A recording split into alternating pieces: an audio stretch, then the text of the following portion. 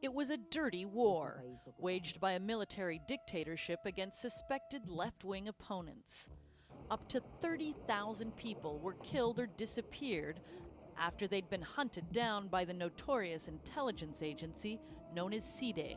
When Argentina returned to democracy in 1983, the agency was reformed. It was given a new name, the Intelligence Services. It was taken out of the hands of the military, and many of the top directors were replaced. Many of the mid-level operatives, however, remained in place. Now, the president, Cristina Fernández de Kirchner, says that she wants to shake up the spy agency that works right here behind these glass doors and just a few steps from the pink presidential palace. In a televised address, she announced she was going to disband the old agency because it hadn't served the interests of the country and replace it with the Federal Intelligence Agency. A change of name doesn't change anything if you don't also modify the practices, she says. I repeat, this is a debt we have with democracy, all of us who've governed since 1983. The problem is the timing. Special Prosecutor Alberto Nisman, who had accused her of covering up Iran's alleged role in the 1994 bombing, was just about to present his evidence to Congress. Specifically, the tapped phone conversations he obtained from intelligence agents. Rodiz Recalt has been investigating the spy agency for a year. He points out that the announcement also comes just months before the president's term is up.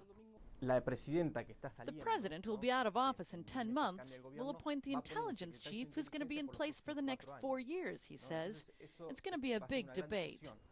The biggest change in the bill being sent to Congress, apart from the name change, would be shifting control of who can order phone taps. Instead of intelligence services, it would be the prosecutor's office. Under Fernández, the agency reportedly turned into a massive spying operation. She decides to change everything when for a long time she spied on the opposition, on businessmen, on journalists, he says. She's shielding herself before she leaves.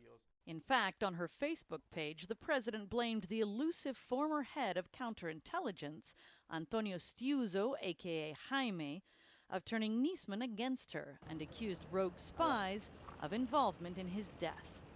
Experts say the president's proposed reform would diffuse power. Mothers and grandmothers of those who disappeared during the dirty war march every Thursday to remember their loss.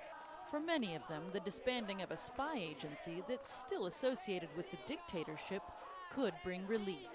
But the thousands of Argentines who've come here to the Plaza de Mayo to demand justice worry it's just another attempt by the president to divert attention from a case that's far from resolved.